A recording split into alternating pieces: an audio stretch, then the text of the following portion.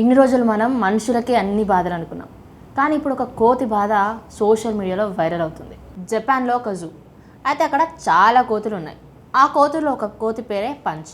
అయితే ఈ punch story ఇప్పుడు సోషల్ మీడియాలో వైరల్ అవుతుంది.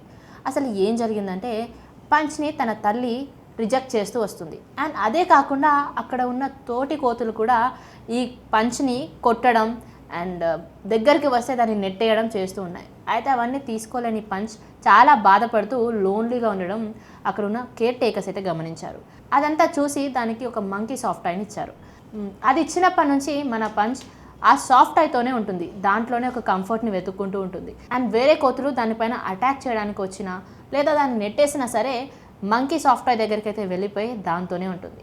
పంచ్ ఆ సాఫ్ట్ టాయ్లోనే తన తల్లిని చూసుకుంటూ దాంతోనే చాలా కంఫర్టబుల్గా ఉండడం మనం చూస్తున్నాం.